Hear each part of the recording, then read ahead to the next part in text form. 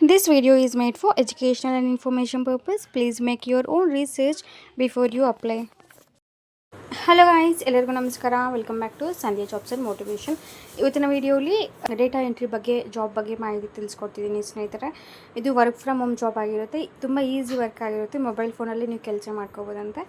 ಯಾವುದೇ ರೀತಿ coding, exam fees ಏನು ಇರೋದಿಲ್ಲ. ಜಸ್ಟ್ ನೀವು ಅಪ್ಲೈ ಮಾಡಿದ ಕೂಡಲೇ ನಿಮಗೆ ಈ ಥರ ಇಮೇಲ್ ಸಹ ಬರುತ್ತೆ ಸ್ನೇಹಿತರೆ. ಅಪ್ಲೈ ಮಾಡಿದ ಕೂಡಲೇ ನನಗೆ ಇಮೇಲ್ ಸಹ ಬಂದಿತ್ತು ಕಂಪ್ನಿ ಕಡೆಯಿಂದ. ನೀವು ಅಪ್ಲೈ ಮಾಡಿದ್ಮೇಲೆ ನಿಮಗೆ ನೆಕ್ಸ್ಟ್ ಒಂದು ಡೇಟ್ ಕೊಡ್ತಾರೆ. ಆ ಡೇಟ್ ಕೊಟ್ಟಿರ್ತಾರಲ್ವ, ಆ ದಿನ ನೀವು ಚೆಕ್ ಮಾಡ್ಕೋಬೇಕಾಗಿರುತ್ತೆ ಸ್ನೇಹಿತರೆ. ಓಕೆ, ನಿಮ್ಮ ಅಪ್ಲಿಕೇಶನ್ ಸ್ಟೇಟಸ್ ಏನಿದೆ ಅಂತೆಲ್ಲ ಕ್ಲಿಯರಾಗಿ ನೀವು ಆ ದಿನ ಚೆಕ್ ಮಾಡ್ಕೋತಾ ಇರ್ಬೋದು. ಓಕೆ, ಜೆನ್ಯೂನ್ ಜಾಬ್ ಆಗಿರುತ್ತೆ.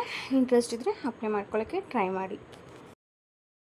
ಓಕೆ ಗೈಸ್, ವಿಡಿಯೋನ ತಡ ಮಾಡಿದೆ, ಬೇಗ ಶುರು ಮಾಡ್ತೀನಿ. ಒಮ್ಮೆ ಚೆಕ್ ಮಾಡಿ ಗೈಸ್. ಇದು ಬಂದುಬಿಟ್ಟು ಜಾಬ್ ಡೀಟೇಲ್ಸ್ ಇಲ್ಲಿ ಕೊಟ್ಟಿದ್ದಾರೆ. ಇದು ವರ್ಕ್ ಫ್ರಮ್ ಹೋಮ್ ಜಾಬ್ ಆಗಿರುತ್ತೆ. ಇದು ಫೈನಾನ್ಷಿಯಲ್ ಅಕೌಂಟೆಂಟ್ ಅನ್ನೋ ರೋಲ್ಗೆ ನಿಮ್ಮನ್ನು ಇವರು ಹೈರ್ ಮಾಡ್ತಿದ್ದಾರೆ ಸ್ನೇಹಿತರೆ.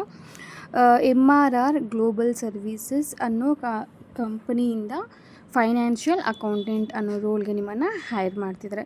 ಸ್ಯಾಲ್ರಿ ನೋಡಿದ್ರೆ 20,000 ಪರ್ ಮಂತ್ ಆರೆಲ್ಸ್ 30,000 ಪರ್ ಮಂತ್ ಕೊಡ್ತಾರಂತೆ. ನಿಮ್ಮ ಎಕ್ಸ್ಪೀರಿಯೆನ್ಸ್ ಮೇಲೆ ಡಿಪೆಂಡ್ ಆಗಿರುತ್ತೆ. ಓಕೆ, ಫೈನಾನ್ಸ್ ಅಕೌಂಟಿಂಗ್ ಕೆಲಸ ಆಗಿರುತ್ತಂತೆ ಸ್ನೇಹಿತರೆ. ಇದು ಎಲಿಜಿಬಿಲಿಟಿಯಲ್ಲಿ ನೋಡಿದ್ರೆ ಎಕ್ಸ್ಪೀರಿಯೆನ್ಸ್ ಇರೋರು ಅಪ್ಲೈ ಮಾಡ್ಬೋದಂತೆ. ಫ್ರೆಷರ್ಸ್ ಆಲ್ಸೋ ಈ ಜಾಬ್ಗೆ ಅಪ್ಲೈ ಮಾಡ್ಬೋದು. ಇಲ್ಲಿ ಕೆಳಗಡೆ ನೋಡ್ಬೋದು ನೀವು 11 ಡೇಸ್ ಇದೆ ಅಂತೆ. ಇನ್ನು ನಿಮಗೆ 11 ಡೇಸ್ ಇದೆ. ಸೊ ಆದಷ್ಟು ಬೇಗ ಅಪ್ಲೈ ಮಾಡ್ಕೊಳ್ಳೋಕ್ಕೆ ಟ್ರೈ ಮಾಡಿ. ಡೀಟೇಲ್ಸಲ್ಲಿ ರೋಲ್ ಓವರ್ ವ್ಯೂ ಅಲ್ಲಿ ನೋಡಿದ್ರೆ responsible for managing financial records, maintaining accounts and ensuring compliance with financial regulations ಅಂತ ಕೊಟ್ಟಿದ್ದಾರೆ. ಫೈನಾನ್ಷಿಯಲ್ ರೆಕಾರ್ಡ್ಸ್ನ ನೀವು ನೋಡ್ಕೋಬೇಕಾಗಿರುತ್ತೆ. ಹಾಗೆ ಮೈಂಟೈನಿಂಗ್ ಅಕೌಂಟ್ಸ್ನೆಲ್ಲ ಕರೆಕ್ಟಾಗಿ ಮೈಂಟೈನ್ ಮಾಡಬೇಕಾಗಿರುತ್ತೆ ಸ್ನೇಹಿತರೆ. ಎಲ್ಲ ಫೈನಾನ್ಷಿಯಲ್ ರೂಲ್ಸ್ ಆ್ಯಂಡ್ ರೆಗ್ಯುಲೇಷನ್ಸ್ಗೆ ಅನುಗುಣವಾಗಿ ಕೆಲಸ ಮಾಡುವ ಜವಾಬ್ದಾರಿ ನಮ್ಮದಾಗಿರುತ್ತೆ ಸ್ನೇಹಿತರೆ. ಸಿಂಪಲಾಗಿ ಹೇಳ್ಬೇಕಂದ್ರೆ ಅಷ್ಟಾಗಿರುತ್ತೆ ಜಾಬ್. ಓಕೆ, ಮತ್ತು ಎಕ್ಸ್ಪೀರಿಯೆನ್ಸ್ ಆ್ಯಂಡ್ ಕ್ವಾಲಿಫಿಕೇಷನಲ್ಲಿ ನೋಡಿದ್ರೆ 6 months to 1 year ಕೊಟ್ಟಿದ್ದಾರೆ. ಕ್ವಾಲಿಫಿಕೇಷನಲ್ಲಿ ಬ್ಯಾಚುಲರ್ಸ್ ಡಿಗ್ರಿ ಇನ್ ಕಾಮರ್ಸ್ ಅವ್ರ ಅಕೌಂಟಿಂಗ್ ಅಂತ ಕೊಟ್ಟಿದ್ದಾರೆ. BCom ಆಗಿದ್ದರೂ ಈ ಜಾಬ್ಗೆ ಅಪ್ಲೈ ಮಾಡ್ಬೋದಂತೆ. ಮತ್ತು ಎಕ್ಸ್ಪೀರಿಯೆನ್ಸ್ ಇರೋರು ಸಹ ಈ ಜಾಬ್ಗೆ ಅಪ್ಲೈ ಮಾಡ್ಬೋದು.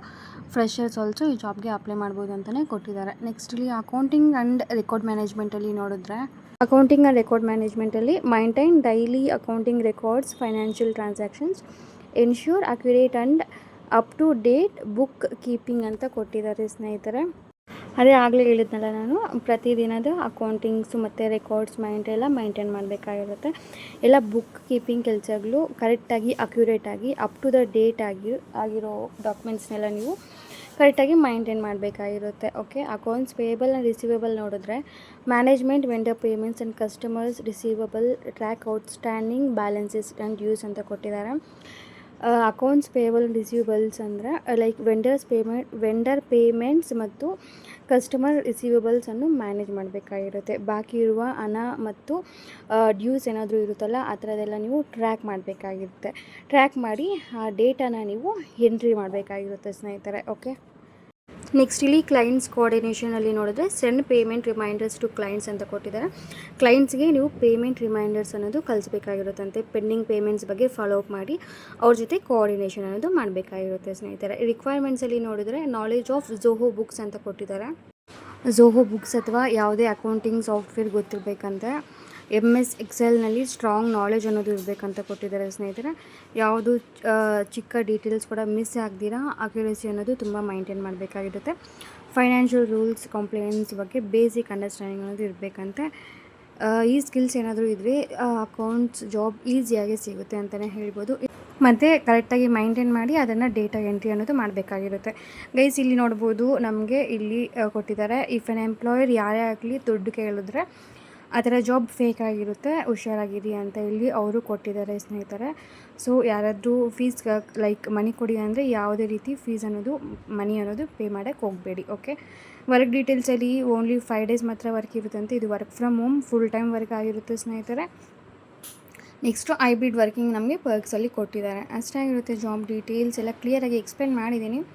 ಏನಾದರೂ ಡೌಟ್ಸ್ ಇದ್ದರೆ ಕಮೆಂಟ್ ಹಾಕಿ. ಮತ್ತು ಇಲ್ಲಿ ಪ್ಯಾನ್ ಲೊಕೇಶನು ಅಷ್ಟೇ ಪ್ಯಾನ್ ಇಂಡಿಯಾ ಅಂತ ಇದೆ. ಓಕೆ, ನೆಕ್ಸ್ಟ್ ಇಲ್ಲಿ ಅಪ್ಲೈ ಅಂತಿದೆ ಅಲ್ವಾ, ಕ್ವಿಕ್ ಅಪ್ಲೈ ಅಂತ, ಅದನ್ನು ಕ್ಲಿಕ್ ಮಾಡಿದ ಕೂಡಲೇ ನಿಮಗೆ ಅಪ್ಲಿಕೇಶನ್ ಫಾರ್ಮ್ ಅನ್ನೋದು ಓಪನ್ ಆಗುತ್ತೆ ಸ್ನೇಹಿತರೆ. ಓಕೆ, ಇಲ್ಲಿ ನಾನು ಅಪ್ಲೈ ಮಾಡ್ತಿದ್ದೀನಿ. ಕ್ವಿಕ್ ಅಪ್ಲೈನ ಕ್ಲಿಕ್ ಮಾಡಿದೆ. ಕ್ಲಿಕ್ ಮಾಡಿದ ಕೂಡಲೇ ನಮಗೆ ಲೈಕ್ 10 ಸೆಕೆಂಡ್ಸ್ ಟೈಮ್ ತೊಗೊಂಡು ಪೇಜ್ ಅನ್ನೋದು ಓಪನ್ ಆಗುತ್ತೆ. ಇಲ್ಲಿ ನೋಡ್ಬೋದು ಸ್ನೇಹಿತರೆ, ಅಪ್ಲೋಡ್ CV ಆರ್ ರೆಸ್ಯೂಮ್ ಅಂತಿದೆ ಅಲ್ವಾ, ಅಲ್ಲಿ ನಿಮ್ಮ ರೆಸ್ಯೂಮ್ನ ನೀವು ಅಪ್ಲೋಡ್ ಮಾಡಬೇಕಾಗಿರುತ್ತೆ. ಆಲ್ರೆಡಿ ನಾನು ಅನ್ಸ್ಟಾಪ್ ಕೆರಿಯರ್ಸಲ್ಲಿ ನನ್ನ ರೆಸ್ಯೂಮ್ ಅನ್ನೋದು ಹಾಕಿದ್ದೀನಿ. ಸೊ ಅದು ಆಟೋಮೆಟಿಕ್ಕಾಗಿ ನನ್ನ ಡೀಟೇಲ್ಸ್ ಎಲ್ಲ ಬಂದುಬಿಟ್ಟಿದೆ. ನಿಮ್ಮ ಹತ್ರ ಏನಿಲ್ಲ ಅಂದರೆ ನೀವು ಮ್ಯಾನ್ಯಲಾಗಿ ಟೈಪ್ ಮಾಡಬೇಕಾಗಿರುತ್ತೆ. ಓಕೆ, ಎಲ್ಲ ಕ್ಲಿಯರಾಗಿ ಟೈಪ್ ಮಾಡಿ ಸ್ನೇಹಿತರೆ. ಓಕೆ, ಕ್ಲಿಯರಾಗಿ ಟೈಪ್ ಮಾಡಿ ಟರ್ಮ್ಸ್ ಆ್ಯಂಡ್ ಕಂಡೀಷನ್ಸ್ನ ಅಕ್ಸೆಪ್ಟ್ ಮಾಡಿ ನಂತರ ನೀವು ಸಬ್ಮಿಟ್ ಅನ್ನೋದು ಮಾಡಬೇಕಾಗಿರುತ್ತೆ.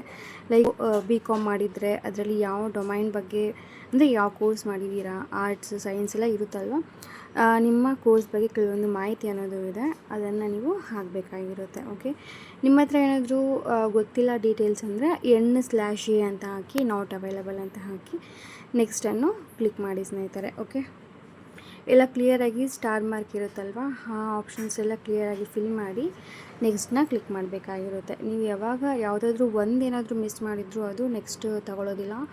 ಸೊ ಯಾವ ಇಯರ್ ಪಾಸ್ ಔಟ್ ಆಗಿದ್ದು ಎಲ್ಲ ಕ್ಲಿಯರಾಗಿ ಮಾಡಿಕೊಂಡ್ರೆ ಈ ಥರ ರಿಜಿಸ್ಟ್ರೇಷನ್ ಈಸ್ ಸಕ್ಸಸ್ಫುಲ್ ಅಂತ ಬರುತ್ತೆ. Thank you for applying this job ಅಂತ ನಿಮಗೆ ಇಮಿಡಿಯೇಟ್ ಅನ್ನೋದು ಇಮೇಲ್ ಅನ್ನೋದು ಬರುತ್ತೆ ಸ್ನೇಹಿತರೆ. ಓಕೆ, ಅಲ್ಲಿ ನೀವು ಅಪ್ಲಿಕೇಶನ್ ಸ್ಟೇಟಸ್ನ ಸಹ ಚೆಕ್ ಮಾಡ್ಕೋತಾ ಇರ್ಬೋದು.